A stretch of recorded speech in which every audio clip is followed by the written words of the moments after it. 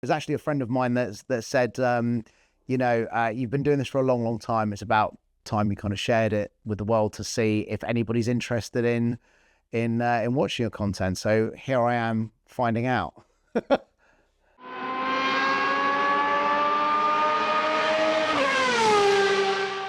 So this video I'm doing now, a friend of mine whose son has been involved in the channel since it started, wanted to help with some editing, is now at university doing media, has asked if he can interview me on what it's like being a YouTuber at the beginning of the journey. Not when you're successful, not when you're making lots of money, when nobody knows who you are and you're spending hours in a room like this on your own, talking to a camera, hoping and praying that people are going to be watching at some point. And so he wanted to ask me and pick my brains on what this stage felt like and what it was, how it was physically, financially, emotionally, how draining it was. And so that's why I'm doing this episode, or not doing this episode, but basically doing this interview now, because I'm quite keen to tell people just how difficult it is, or how difficult I'm finding it anyway. Maybe there's lots of people who find it really easy.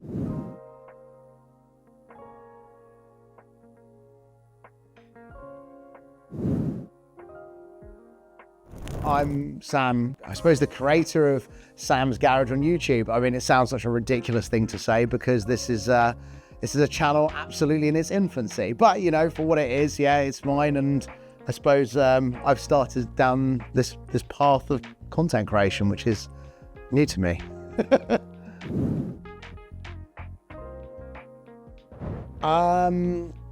I'm probably doing the same thing a lot of people do or want to do, which is, work towards the idea of spending every day of their life doing something they want to do. So not just having a job that you have to do to make money, etc., etc., is, actually doing something you love every day. And I've been doing cars for 22 years and it's always been a hobby.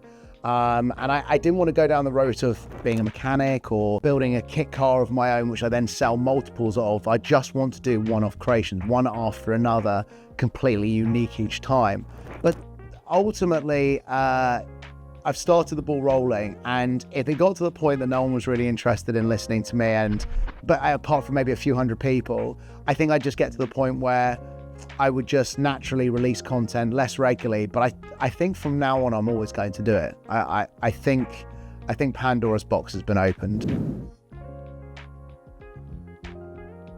As I said, I'd like to be at a point that I could do it as a career. I could do, automotive content creation as a career. It would be a wonderful thing to move into. I've had different jobs and I've worked for myself for the last 14 years, kind of like an evolution that I need a new challenge. But actually, what better challenge than to, go down the path of, content creation on YouTube and other digital platforms. I have no idea what I'm doing. We're not even 4 months in. I'm in the earliest stages of piecing it together. So yeah, we're gonna have to see where it goes from here. Who knows? It's a lot of work. Building a car is not something you get to do in 20 minutes. It's not like, showing somebody how to make an omelette, for instance. This last thing I was working on, which is, coming up in one of the episodes, I spent somewhere between 12 and 15 hours just rewiring this part of the car and problem solving. And it's probably going to make about 20 seconds of content when I come to actually edit it and put it out, because no one wants to watch me, even for 10 minutes, sorting out wiring, even at high speed. So it's very, very difficult to do this quickly and turn around episodes really, really fast. And that's kind of one of the tough bits that I've been struggling with. But I am getting into a bit more of a pattern. I am finding ways to sort of speed things up.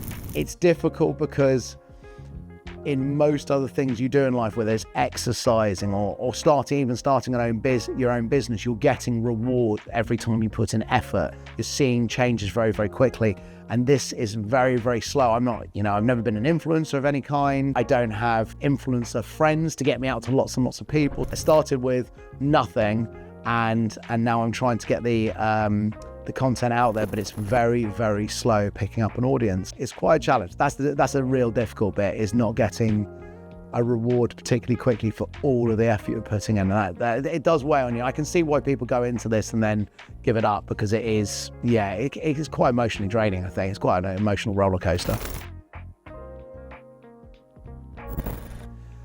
Oh, it's such a difficult one.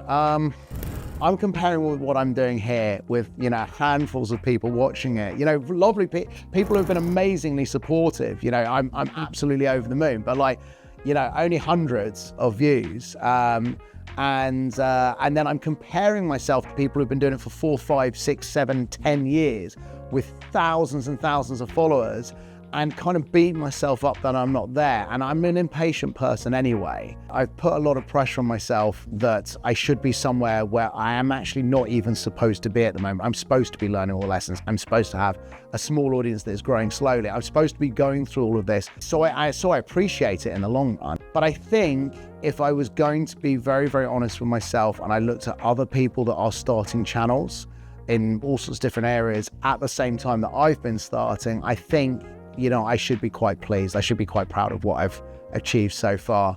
And yeah, I think that's really how I should be feeling about it, that it's actually going okay.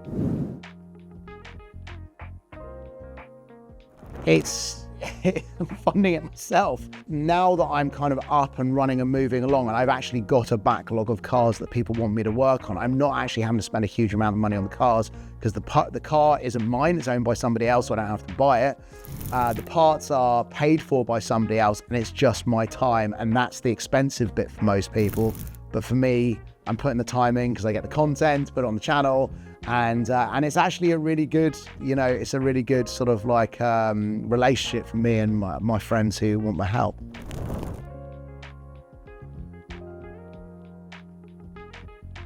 So at the moment, there is nothing nothing at the moment, and nothing on the horizon that is going to stop me progressing with this. The only thing that is difficult, based on the jobs I'm doing as I go along, depending on how time intense they are, is how fast I can release episodes. I'm always looking for ways to make things faster and more efficient. So hopefully within the next month or two, we can get to that point that actually delivering an episode every single week without fail becomes more manageable. So that's what I'm hoping for.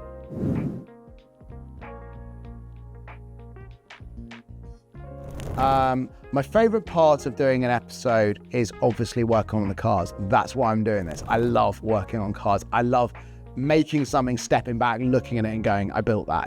I've always got, you know, a great endorphin rush from that. It can take a long time. It's not something that you can film quickly and easily, but I do enjoy it. I really, really enjoy it. I'm just trying to find ways of just processing it all sort of a bit quicker. I enjoy the editing. I enjoy the filming. I enjoy the editing, but both are very, very time intensive, and I can't continue like this forever. I'm going to need help at some point. I have a job, I have work that I have to do, I have a family to keep happy and, you know, make sure I spend time with. So yeah, this can't just go to the front of the queue and put other things to the back. So I don't enjoy posting the episodes.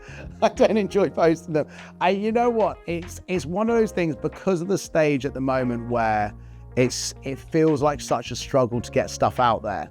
You know, I finish an episode off, I've spent ages on the content and ages on editing it, and I know it's still not perfect. I'm worried about how many people are going to watch it and the viewing figures and things like that. You know, that's frustrating. And then I'm also frustrated with the number of things that I wish I'd done better. But, you know, I'm one person working on the cars, then filming at the same time and then editing. So I'm not going to get it all right. And as I said, there's not like a proper structure just yet. So we're still finding our feet.